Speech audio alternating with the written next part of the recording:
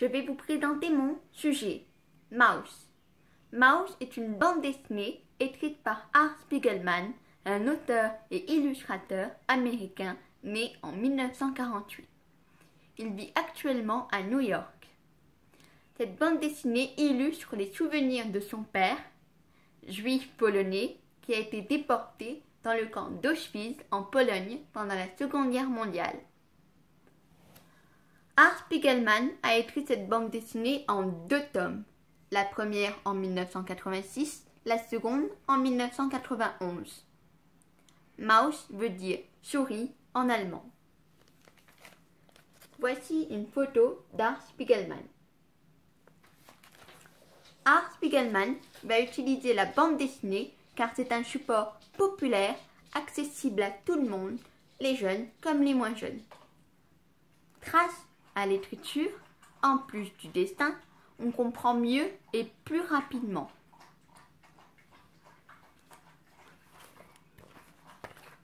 La couverture. La chose la plus mise en valeur, la plus importante dans cette couverture est la croix gammée, qui représente le symbole du nazisme. La tête du chat, elle, représente Hitler, mais a aussi des apparences de tête de mort. Les yeux de ce chat sont très menaçants. Le titre est écrit en rouge sang et en majuscule, avec un S particulier faisant référence au S de SS. Le couple de souris représente les juifs serrés l'un contre l'autre, apeurés et tristes. Ce sont les parents de Art Spiegelman. En effet, dans cette bande dessinée, les juifs sont représentés par des souris maigres et les Allemands par des chats, le prédateur violent de la souris. On comprend tout de suite le rapport de force entre les deux. Les Polonais sont, eux, représentés par des cochons et les Américains par des chiens. Pourquoi? L'auteur a choisi de déshumaniser cette histoire, mais aussi de la rendre plus sauvage en utilisant des animaux. La bande dessinée est à la fois un témoignage du génocide des Juifs par les nazis, ce qu'on appelle la Shoah, catastrophe en hébreu, mais aussi la relation entre un père et son fils, Vladek et Art. Art expliquera qu'il a eu du mal à faire parler son père, parce que les rescapés sont des personnes très traumatisées et ont du mal à s'exprimer sur le sujet. C'est douloureux pour elles. C'est aussi un travail d'historien, car l'histoire est fidèle à la réalité.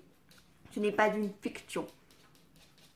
Dans la BD, on voit de nos jours, on voit Art et Vladek de nos jours, en 1970, et d'autres plans qui se passent, eux, pendant la Seconde Guerre mondiale, en 1940. La planche. Toute la BD est en noir et blanc pour montrer le caractère sombre des événements. Cela exprime la souffrance et la douleur. Dans la vignette 1, qui est une bande, il y a des bulles et un récitatif. On y comprend que les douches dans les camps de concentration sont parfois mortelles, car c'est du gaz qui sort des tuyaux et non de l'eau. Des souris maigres se lavent avant d'être jetées dehors dans la neige où des vêtements de prisonniers leur sont distribués. Personne ne doit contester le fait que ces habits soient trop grands, trop petits ou déchirés. La dernière vignette est un plan rapproché où l'on voit Vladek de nos jours montrer le tatouage d'immatriculation fait sur l'intérieur de son bras gauche. Toutes les personnes déportées à Auschwitz ont été numérotées et débaptisées. Elles n'avaient plus de nom ni de prénom. C'était des numéros marqués à l'encre dans le sang comme des animaux. Enfin, il faut savoir que la mère de Art Spiegelman, Anja, a elle aussi été déportée avec son mari. Elle a survécu également, mais s'est suicidée quelques années avant que son fils commence cette bande dessinée. Beaucoup de survivants de la Shoah ont mis fin à leur jour quelque temps après la guerre tellement leur désarroi était insupportable. Voici une photo de la famille Spiegelman qui a été prise en 1949 à Stockholm. Art Spiegelman a raconté l'histoire de son père déporté pour garder une trace des souffrances des victimes.